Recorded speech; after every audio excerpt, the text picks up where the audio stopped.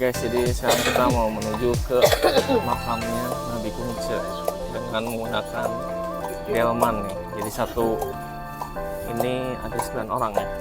Yang bisa juga naik ini nih guys. Cuman ini cuma berdua.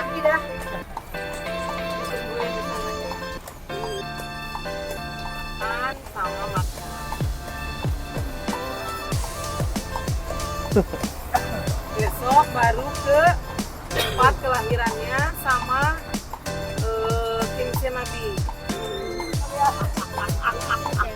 Lebih kecil kudanya Lagi kita gede-gede. Oke guys, jadi kita udah sampai. Kita akan turun. Ya. Thank you kudanya. Cieshema. Nah, ini juga baru turun guys.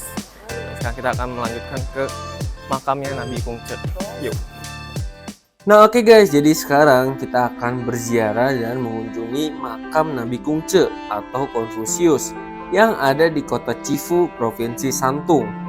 Tempat ini dikenal dengan nama Konglin atau hutan makam Kungce. Tapi jangan bayangin cuma makam biasa ya, karena area ini tuh luas banget dan penuh suasana sakral yang bikin merinding sekaligus kagum guys. Saat masuk ke area ini, suasananya langsung berubah.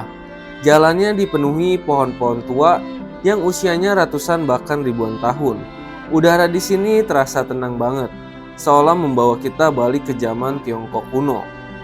Tahu gak sih kalian, Konglin ini dipercaya sebagai kompleks makam keluarga terbesar dan tertua di China yang masih digunakan terus-menerus selama lebih dari 2000 tahun.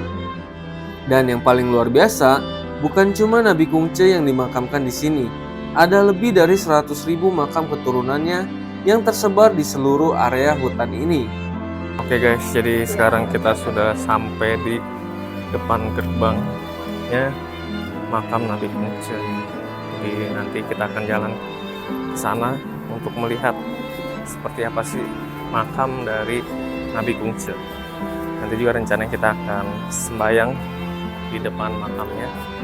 Jadi nanti kita akan lihat ya seperti apa. Oke, kita ikuti.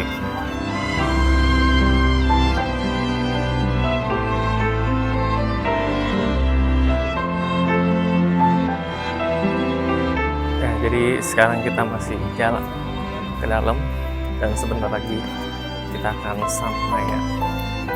Jadi ya rombongan yang lain udah pada jalan duluan. Sekarang kita akan masuk.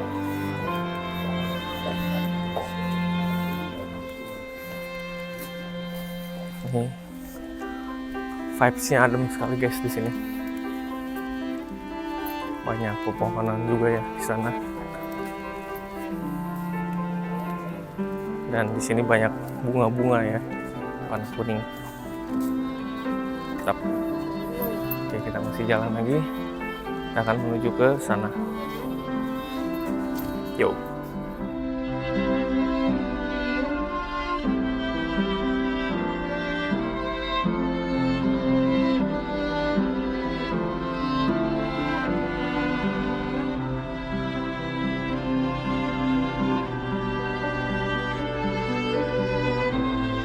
Nah sekarang kita sudah sampai di makam utama Nabi Kungce. Makam beliau ternyata sangat sederhana. Bentuknya hanya gundukan tanah besar dengan tembok bata sederhana di sekelilingnya. Tidak megah seperti makam kaisar. Tapi justru disitulah maknanya. Karena Kungce dikenal sebagai seorang guru besar yang mengajarkan kesederhanaan, moral, etika, dan penghormatan kepada orang tua. Fakta menariknya lagi, makam ini sudah ada sejak tahun 479 sebelum Masehi, tepat setelah Nabi Kungce wafat. Dan salah satu murid setianya Cekong disebut menanam pohon di sekitar makam gurunya sebagai bentuk penghormatan. Dari situlah area ini berkembang menjadi hutan makam yang kita lihat sekarang.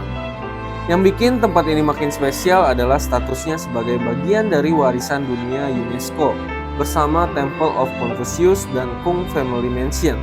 Tiga tempat ini dikenal sebagai Sankong atau tiga situs suci Kungce. Banyak orang datang ke sini bukan cuma untuk wisata, tapi juga untuk menghormati sosok yang ajarannya mempengaruhi budaya China, Korea, Jepang, sampai Asia Tenggara selama ribuan tahun. Tempat ini bukan cuma soal sejarah, tapi juga tentang bagaimana satu pemikiran bisa mengubah peradaban dunia.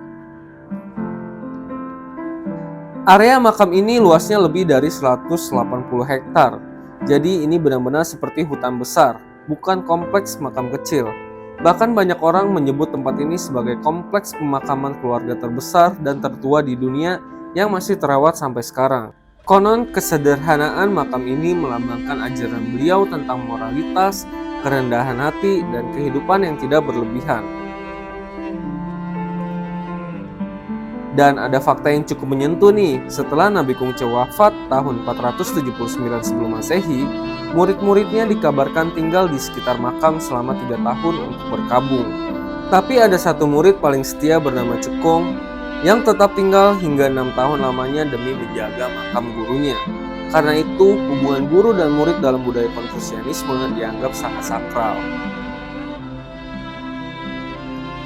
Di sepanjang jalan menuju makam, kalian juga bakal melihat banyak sekali batu nisan kuno dan patung-patung batu.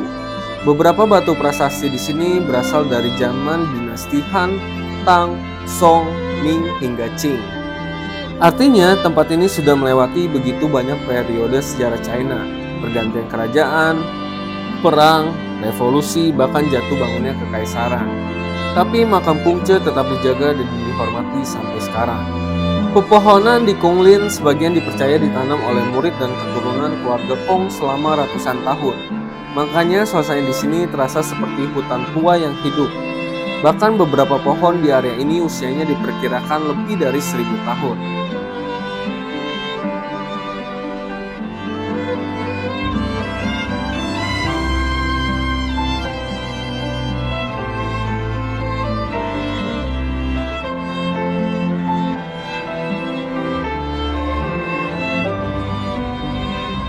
Nah oke guys, jadi itu dia perjalanan kita hari ini di makam Nabi Kungce di Santung, China. Kalau kalian suka konten sejarah, budaya Tiongkok, dan tempat-tempat bersejarah seperti ini, jangan lupa like, comment, dan subscribe ya. Sampai ketemu di perjalanan berikutnya. Yo!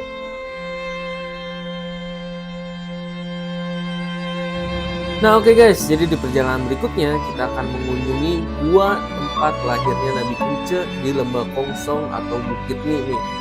Penasaran? Kita ketemu lagi di video selanjutnya ya. Yo!